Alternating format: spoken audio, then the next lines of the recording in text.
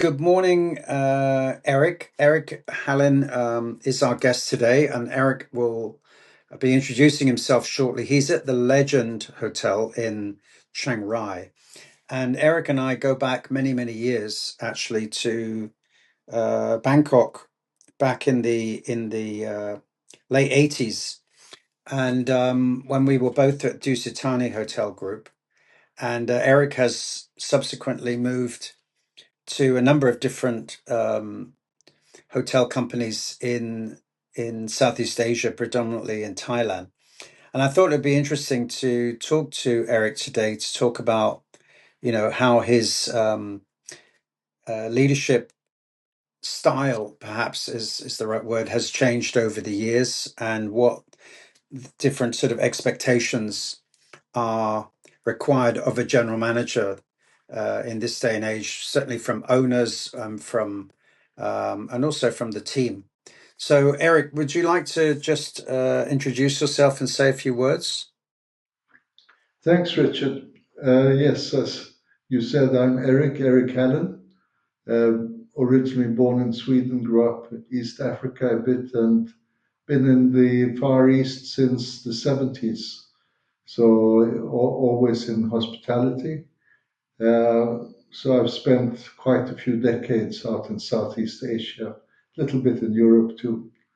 And yeah, it's changed so much during those few years, hotel business, hospitality in general. But I think some of it for the better. Yeah, we actually both grew up in East Africa, oddly, and I was there for about 6 years as a child, living in Tanzania. Where were you in East Africa? Well, I lived mainly Uganda, Zambia, Malawi, but we had about 6 months in Tanzania as well in Bukoba. Okay, okay. So we're both sort of third culture kids, really, who found um, our careers develop really in Asia. I mean, I remember not really being terribly comfortable back in the UK when I first came back as a boy, after having lived in and grown up in East Africa. Living went to a boarding school in the UK, and then once I'd finished at university, I was very eager to get out of the UK and to move back to uh, other countries. So what do you think's encouraged you to cultivate your career overseas so much, Eric? Well, I think very similar to yours. I think as an overseas kid living up, we had a wonderful time in Africa. Also spent some time in boarding school, Yeah, or boarding schools rather. Then later on, when I was at uni in Malawi, I was called back to do my national service in the Swedish Army. And yeah, what happened was I kind of got involved in, well, in the army, I got a free ticket to Africa once. right. And the people who arranged it were a new tour operator. And just when I was leaving the army, I happened to walk past the office and said, "Hey, they were specializing on Africa, Far East." And I said, "This is my experience. I'm finishing the army next week. Do you have a place for me?" And they said, "Yeah, join us next week." Great. Amazing. And then I became a shareholder there after a few months. They helped me to arrange a bank loan to buy out another partner. And then I was flying all over the world, Wow. Asia. I was traveling around here like in the mid 70s, 76, 77, 76. I was in Singapore for about 5, 6 weeks. Mm, And I also during that time I traveled to Bali, to Jakarta, to Surabaya, to Malacca, as well as Bangkok. right. And I'd also my parents they lived in Nepal in those days, so Okay. I'd Right. gone to Bangkok visiting them as well. Right. So yeah, then later Sweden that just the tax system was just horrific. We were Mm, paying like 80, 90% of what we made. So I said, I'm going to quit. They said, why? I said, well, I've had it, after 4 years or whatever it was. And they said, oh, how about you become our Asia manager based in Bangkok? right. I said, okay. And that's really how it started. How it started, right. Okay. And then that's when, you and I intersected at Dusitani, I suppose. Well, that's 10 years later. Yeah, That was about 10 years right. after me moving to Bangkok. So So then, when you now look back at how things have changed and the roles. I mean, for a start, there's a lot more local indigenous GMs running properties and senior management, obviously, than perhaps there were when we were there in the 1980s, where in Bangkok, I think most of the GMs were, and a lot of F&B guys like myself at the time were expats. I mean, it's certainly changed in that perspective. But how do you feel, that leadership expectations across the industry have changed over your career in terms of what their expectations are? I mean, at one time, I remember it used to be very much about building the team and team spirit and being innovative, and obviously there was a level of trust there that the owners expected. But I think now certainly a lot of it is about managing the owners to a certain extent. What would be your take on it? well, that's a big question in a way because things have changed a lot. When Yeah, I came in the 70s, there were maybe about 3,000 hotel rooms in Bangkok, which was yeah, called four-star, five-star. And by the time 88, we were talking about maybe 10,000. yeah.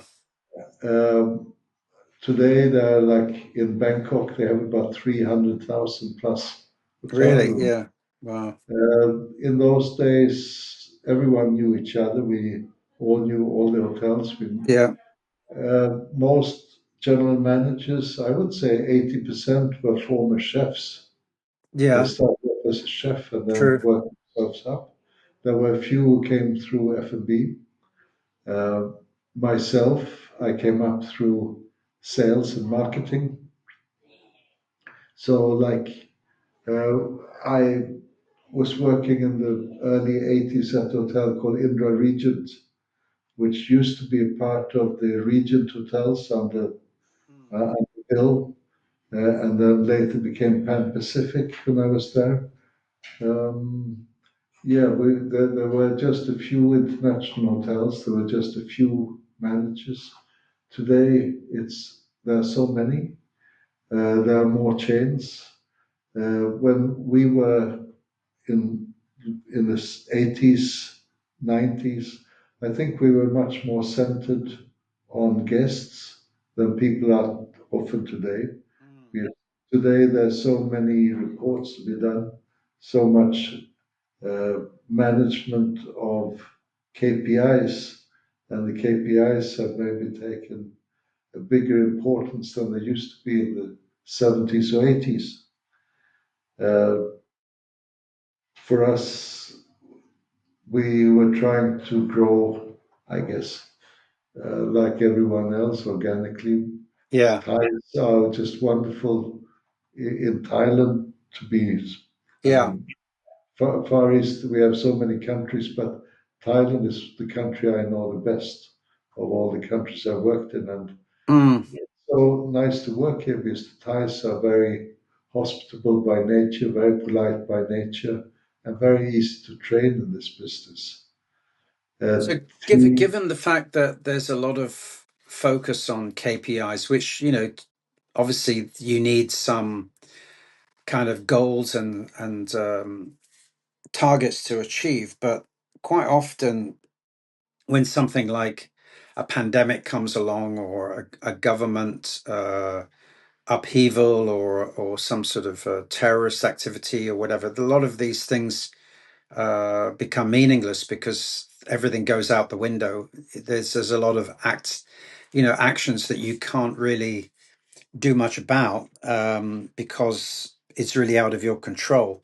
So when you're establishing KPIs, um, how do you decide what you can control and what you can't control, and then make the KPIs meaningful where you are Well, now?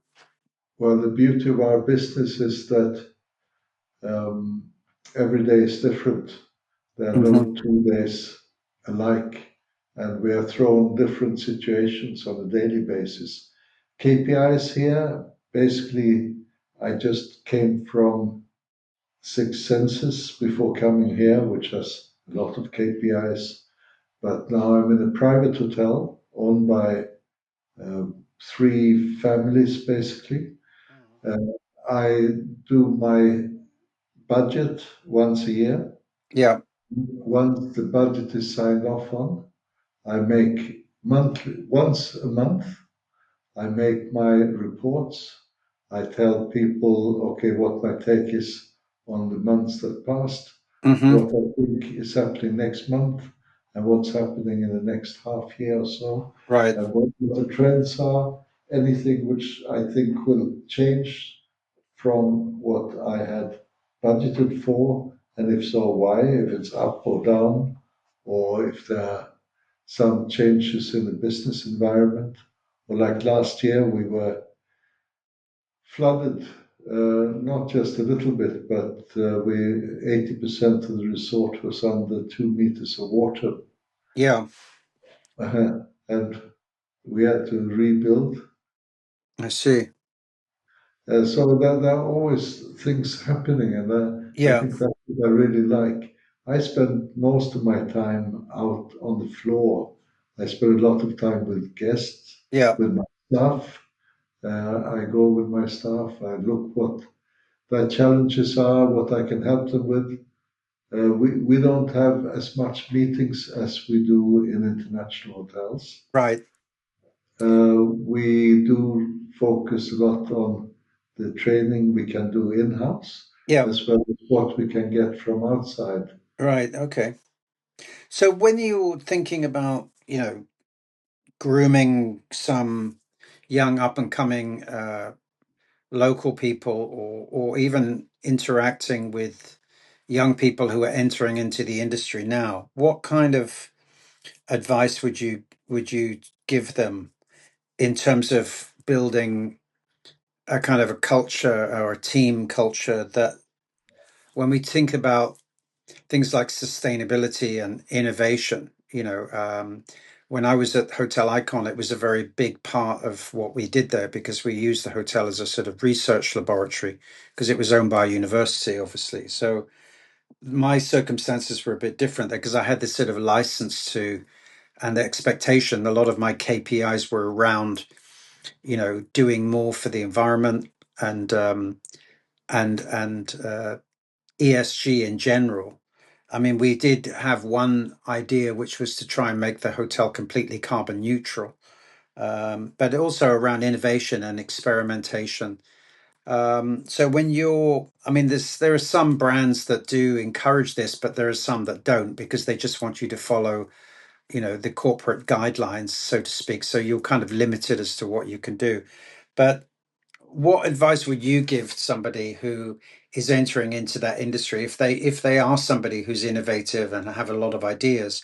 Would you kind of steer them towards working for independent hotels, or get the basics from a corporate group, like, say, Six Senses or whatever?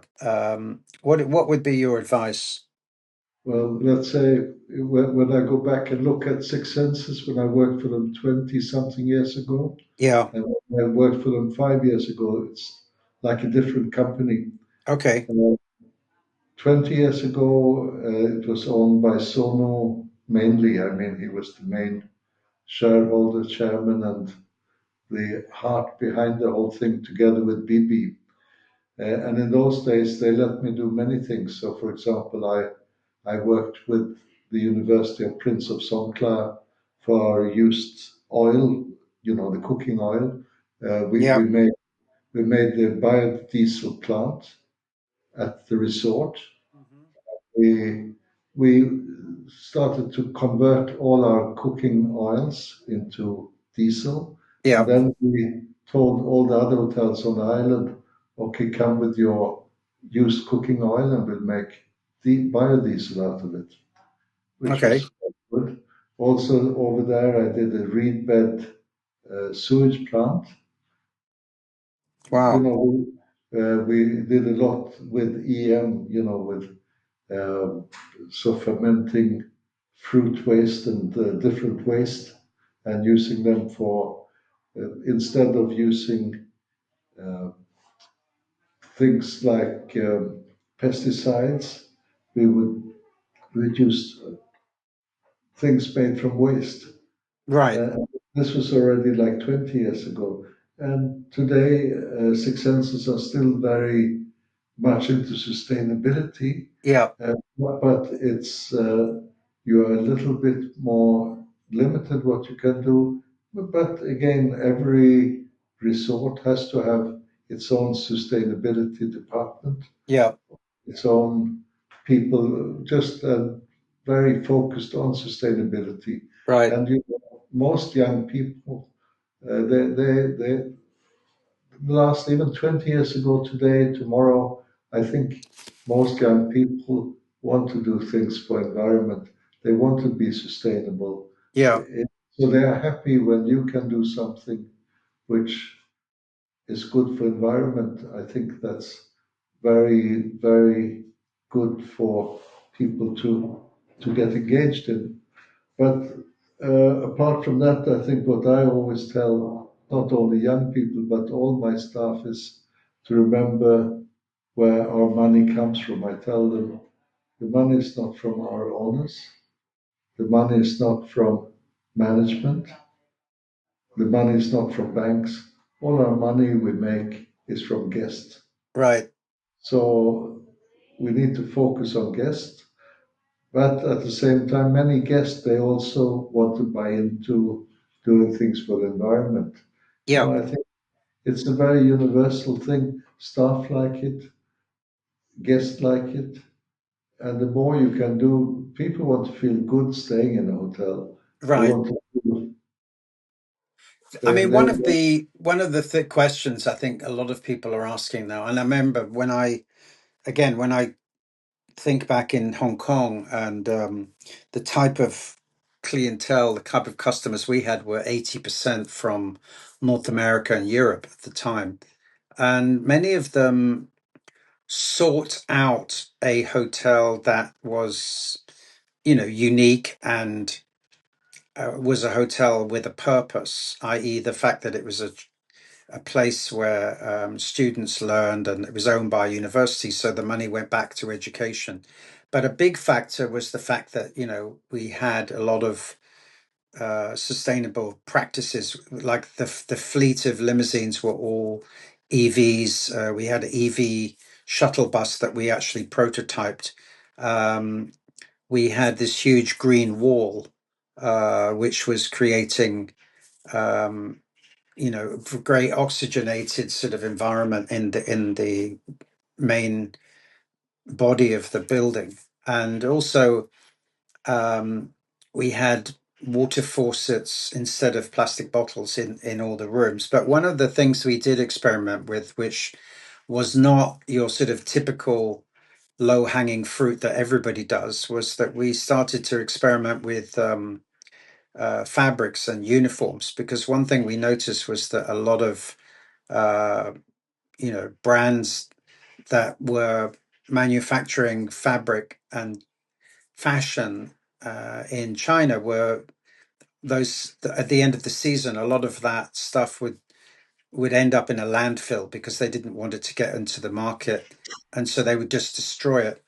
But we did experiment with this company called Cresswell Attire, who one of the guests was a long stay guest in our hotel, Mark Russell, who was the founder, and he um, developed this way of using plastic bottles and bamboo and other materials that could be manufactured into very breathable, usable fabric. So we did put some uniforms into uh, using AI to design them and then to manufacture them, that they were sustainable. And one thing we found was that a lot of the staff were very happy to wear these uniforms because they felt that they were doing something worthwhile. The fabrics also were very durable.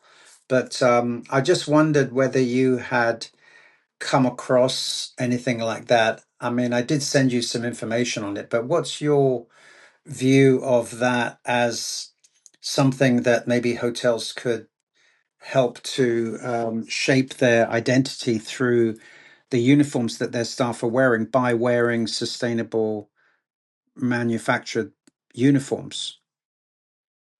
Yeah, I think it's a great idea. I did look at this manufacturer and I've seen Mm. what they're doing, which I think is a fantastic initiative. I've been wearing some bamboo clothes for quite some time, for years Okay. actually, Right. and they wear very well. Yeah. They're they're very, very, very good. Here at this resort, we are in north of Thailand in Chiang Rai. That's the northernmost province of Thailand, with many minorities living around here. Yeah. And so what I've been doing is, depending on what kind of positions people are, but for those people with client interaction, mainly we've been buying things from the manufactured in traditional style Yeah. by local people using local materials. And for some of the peoples in the garden and stuff like that, we use the farmer clothes for Yeah. more homes. Right. And the same with our engineering stuff. Right. So in our case, we decided to try and go local, support our neighborhood. We try and buy as much as we can locally. Yeah. Uh, and this went into uniforms as well. Uh, so both the style, like I think you saw me until the video cut off because of bandwidth, but I've got a traditional Thai dress, and I vary some. Sometimes I wear from this tribe or that tribe, but you Right. know, they're very, very, very smart looking, and they're Yes. comfortable to wear. And yeah, I think it helps the community. I think with what I liked about this particular approach was that they were able to introduce your brand DNA. Let's say your hotel has certain DNA traits of being indigenous, local. You know, the fact that it's in Chiang Rai, you could tell it about local tribe styles, and it could actually it would be able to create designs around that theme, and Mm. um, and then introduce the specific. You know, you could then say, okay, I want that same product, but designed and made with recycled bamboo, recycled plastic, hemp, whatever it was. And I think the other good thing is that they also take back any discarded uniforms, or uniforms that no longer have a purpose. If the staff has left or whatever and they're not passed on to somebody else, they would actually take back everything and recycle it and downcycle it. So I thought that was quite an interesting approach, but I hear where you're coming from. I think where I see a great benefit, and we also used them, was actually for like chefs uniforms and housekeeping uniforms. um, and I think that they're actually quite happy if I could arrange for them to send you 4 or 5 jackets, chef's jackets, and then you could get them to test them out with the staff, see what they think of them. That Because I think that, if you could, I think it's also meaningful for the customer if the customer says, "Wow, look, this hotel uses all these sustainable fabrics." It's actually got even if it had that kind of duality between a local look, but with a sustainable fabric. I think that the other thing is that they see that guest expectations around sustainability have grown. So if customers saw that you were making a contribution that way, I think there's a good PR angle there. How do you feel about that? No, I agree with you. It's good for storytelling as well. Yeah, And people nowadays, storytelling is getting more and more important in what we do because yeah, we our business is not just to sell a room. It's yes, about experiences. It's about people buying into your idea or what you're doing at the hotel. right, Uh, our designs, values, something that could be larger than ourselves. Uh, we have a shop which is run partly by Doi Tung Foundation, which is a royal foundation, and they sell some of the things are sold are recycled plastic bottles, and some of them have labels saying 3 bottles, 5 bottles, 6 bottles. right. Oh, that's cool. And Yeah, a little bit in a similar vein, but I'm quite interested to speak to your friend and see, yeah, like kitchen. I haven't actually thought about the kitchen stuff, yeah, so I've actually missed that one. There's always something you missed, and always something you learn new every day, right? yeah, exactly. Yeah. I mean, I know when I was talking to Shangri-La about this some time ago, and their executive housekeeper, the ladies in Hong Kong, there the island Shangri, were wearing a dress, and they weren't feeling that it was very practical. So he said, "Could you come up with something that's like a two-piece, but made from bamboo?" And they were able to take the existing colors and the theme of the Shangri-La and introduce some little design piping and embroidery elements onto it and into a two-piece and actually for the same cost as what it would have been for a dress and slightly cheaper, and also the fact that they were able to take back everything and recycle it. They were also amazed how much inventory they had just sitting in the storeroom, which they were able to take back and recycle. They downcycle it so they can turn that recycled fabric, those old uniforms, if you like, into things like little tote bags or laundry bags, carpet underlay, that type of thing. Even curtains.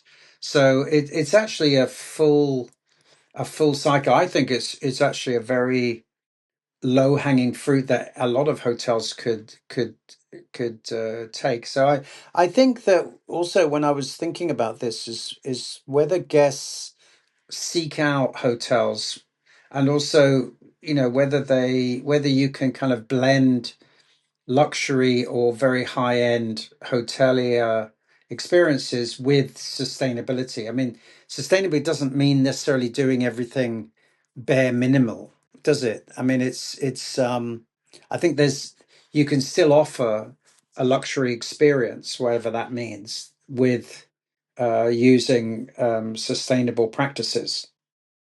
Well, I worked, as I mentioned, with successes in Thailand, in Spain, and Vietnam. Yes, And, I think that's very much the ethos of the brand right. is to think sustainable, is to make things a bit rustic but luxurious. Mm, It's not in be we, they don't have things of gold, but right. rather uh, the inverse of luxury, but which is luxury.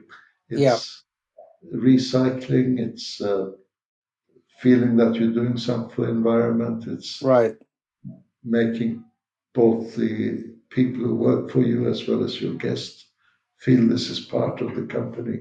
And I right, think they've been quite successful at doing it. right. What do you think are some? uh, Is there anything that you think you have in the pipeline, or something that you could introduce into this legend property that could be something that could be. I mean, uniforms could be one of them. But is there anything else that you've got planned for Well, in this area? there, there are all the time things we can do, and all the time we have new things coming up. So, like last year, we started the RFID cards we use for the key cards, right? Yep. We managed to find this manufacturer making the key cards of bamboo, Oh, okay. and they're great. The guests love them. Excellent. The same thing for the do not disturb signs and please make up my room. It's all uh, Fantastic. Yeah. bamboo and it looks nice. It's Mm, but if we did business today like we did 5 years ago, we might be out of business. We have to keep reinventing ourselves all the yeah. time. I think the And other thing is that, yeah, that's a good point. And it shouldn't necessarily be more expensive. I remember looking at bamboo toothbrushes when I was at Icon, and sadly, they were more expensive than the plastic ones. So we never ended up doing it. It just didn't make sense financially. But with these particular uniforms, it actually works out cheaper because you're not paying for any sort of design fee. The fabric itself is more durable, and it's actually cheaper. So I think it's in that sense it's a win-win. And then you've got this feel-good factor of the staff actually enjoy wearing it and feeling that they're doing something uh, worthwhile. I think the other thing I was curious with is how do you, when you've got a property like that in Chiang Mai where the weather's always very humid and hot, how do you handle like air conditioning and things like that when the rooms are vacant? Do you turn it off? Do you leave it on? I mean, how do you manage all that stuff? Do you have a property management system, or how is it done? well, we do have property management system, but it's not managing that much. No. Most of our buildings are low, they are all low rise. Okay. They're scattered buildings throughout the resort. We have a few dehumidifiers if there's any room which starts to feel like it's a little bit humid. We put in the dehumidifiers. The amount of Yeah. moisture you get out of dehumidifiers is quite a lot. But Chiang Rai, we have a different weather from most of Thailand, so Right. we actually from November through to mid March, the weather here is like in centigrade, maybe in the morning around 12 to 14 degrees. Right. And daytime it's maybe 26, Right. 27 degrees, and relatively low humidity. Uh, so the humidity starts to set in like May to October, you could say. So it's not the whole year that we're dealing with humidity. Right. We we usually don't need our occupancy during the high season. Mm-hmm. It's pretty high.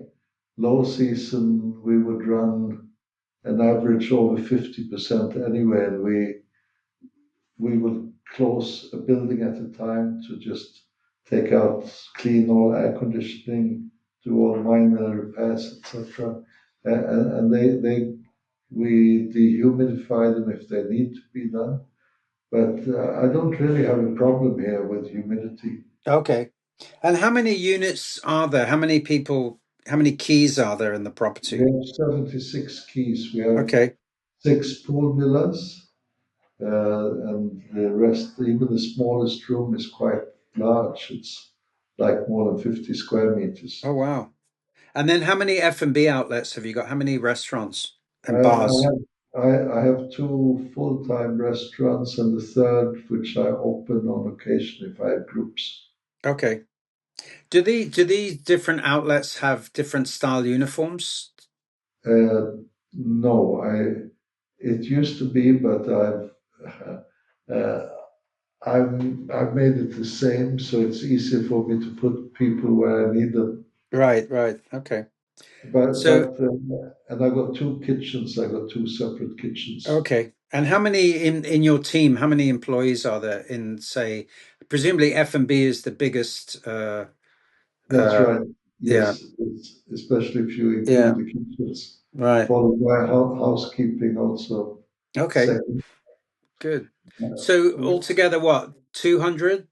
No, I don't have that many. I have Okay, about 96 staff. okay, that's pretty lean operation. That's great.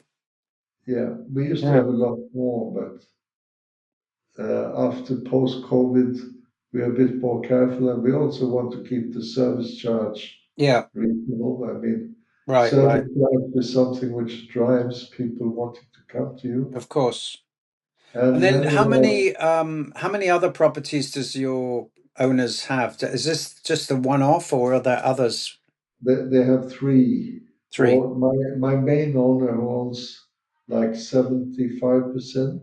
Okay, He he owns three. The next guy who owns 15%. okay, He owns about 18 hotels. right. Wow. And then the smallest shareholder, he's got another six or so. Okay, good. So, but they basically don't really get much involved. No. Uh, I mainly do everything with our main shareholder. What about things like procurement and purchasing? Is that something that you have a final say in, or does that have to go through some centralized purchasing department? I mean, No, it doesn't. how does that work? Okay, okay, there's partly we have a group, but I'm not really, even though we are part of the group, we are doing things independently. So they do have a group purchase, and we coordinate with the group purchase sometimes. Okay. But so, like for example, when we had a flooding last year, Yeah. I used them quite a bit because they keep building hotels. Right. Uh, but on a day-to-day basis, I would say 99% we purchase directly at the hotel through our Okay. own purchasing.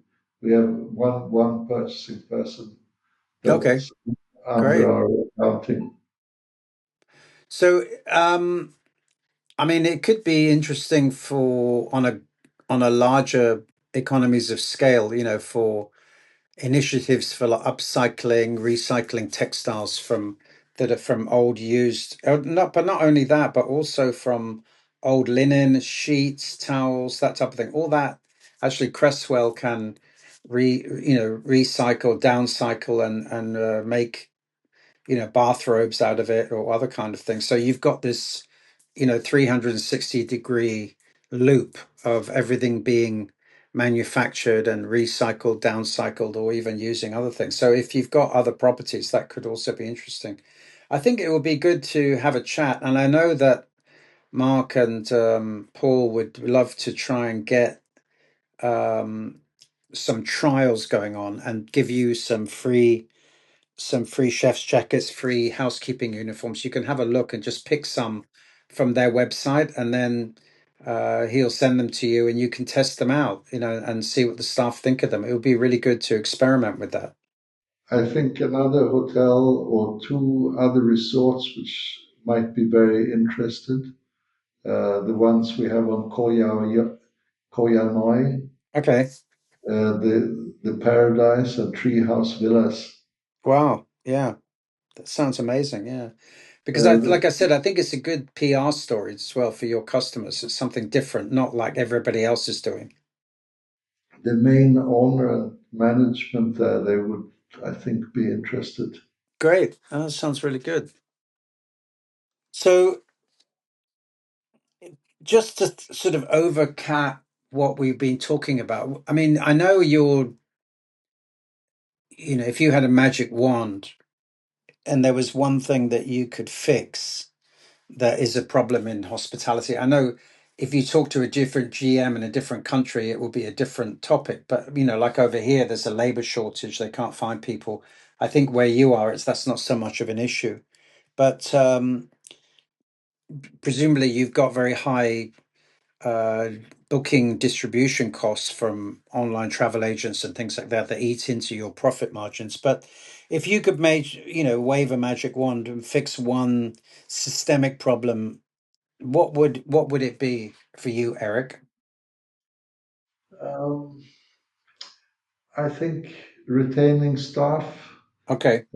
is not really a problem here, even though actually there are more and more hotels opening and they're offering more money. But I think when it comes to staff, it's to make people feel like they belong to a place, like they enjoy coming to work, means a lot more than many other things. Right. Um, PMS systems, uh, I mean, yeah, I think we have a bit of a monopoly on PMS systems Yeah. and POS. I think there should be room for some more competition on Right. PMS and POS. Um, I think things are moving very fast when it comes to revenue management. Okay. Uh, I'm not really worried about the commissions we have to pay to Okay. OTAs, because at least the OTAs have the same interest as us, Yeah. increase occupancy and increase revenues.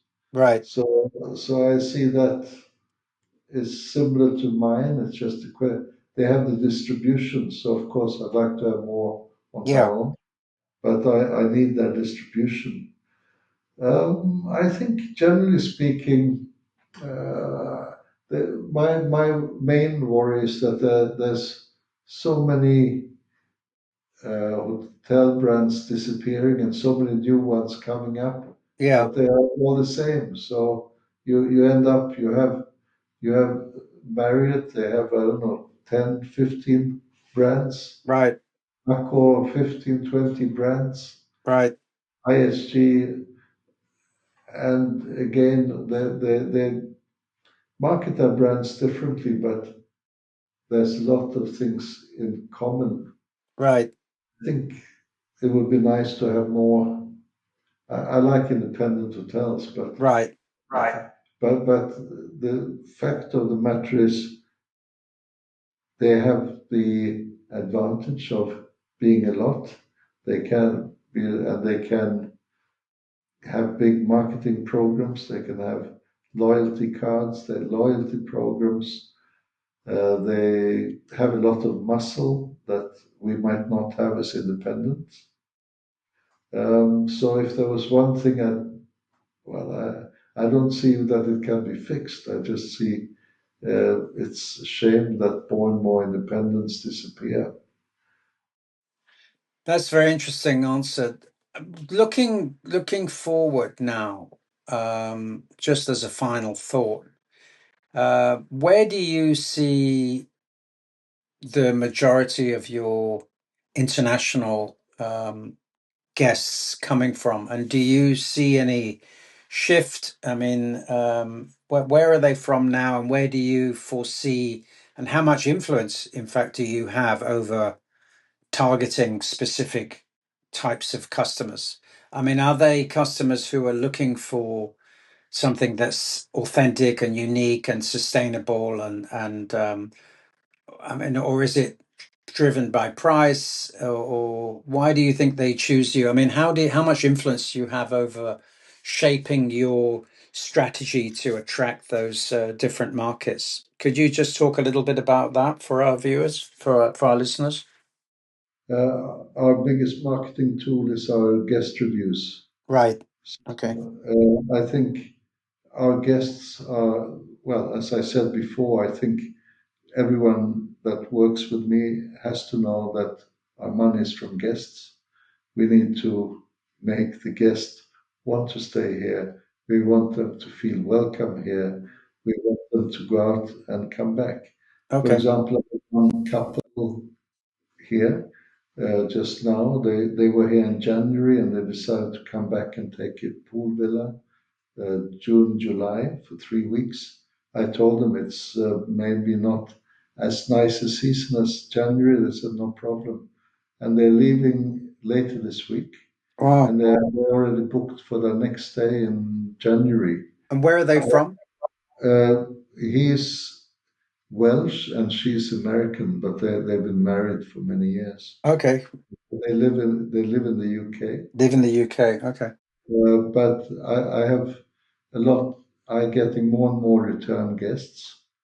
If you Excellent. look at our guests in general, we have uh, about 55% are from Europe. Right. About 30% of our business is from the Americas. That's Canada, US, Mexico, and South America. Right. And then we have 20% Asian, I guess that's percentage left. Uh, I would say most of the Asians are Thai, but the nationalities and the mix changes depending on the months. For example, our Dutch guests, they usually come during low season. Right. Spanish, Italian, they come during July, August. Not Mm. all of them, but I mean, a lot of them because that's when they have holidays.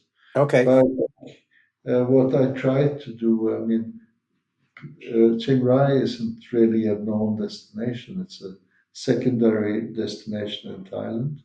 And many people that come here, they extend their stays and many come back. So what we're really trying to grow is people extending stays and return Right. business. Um, And what is the average length of stay now? well, the average is like 2 days and something, but saying that I've got like the couple I just mentioned, they're staying 3 weeks. I Right. have others Excellent. staying 2 weeks. I've got people staying for a month occasionally. Very So it good. varies a lot. And, there are more and more people staying for 5 nights, 4 nights. Right. Uh, some of them just chilling, not really doing anything. Yeah. Yeah. Okay. So I think it would be very interesting to, to be able to do something that, we can create some awareness, do a little PR campaign around these uniforms and get you some uniforms over there that are existing. There's a chef's jacket, which, as I say, is made from bamboo that they use, and some housekeeping uniforms. You can have a That's look on the interesting. website, That's and interesting, then Richie. and experiment with them, and then see what you think of them. I think it would be interesting.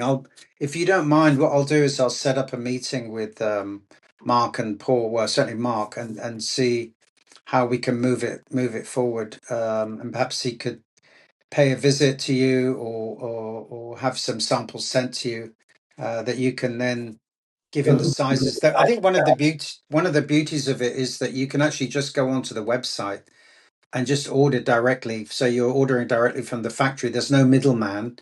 There's nobody, who's marking anything up. You're buying directly from the factory. So that also keeps the cost down. hmm Yeah. Yeah, But that's yeah, but thank you very much, Eric. What we'll do now is to wrap up, and I just want to thank you. And it's been really fascinating listening to all these initiatives and your career, and to hear how effective you've been in in in your particular area of leadership and management. And I think, I'm sure you're going to keep going as long as you can, and as long as the owners are happy with you. I'm sure. But thanks ever so much, Eric. Really appreciate it. well. Thank you, Richard. I hope it sounds all right. I've never Yep, done anything on the podcast before. I do listen to podcasts and I'm a little bit at loss, but that's okay. hopefully it'll turn Great. out Well, all thanks a lot. What we'll do now, Eric, I'm going to pause this. Okay, there's a bottom at the bottom says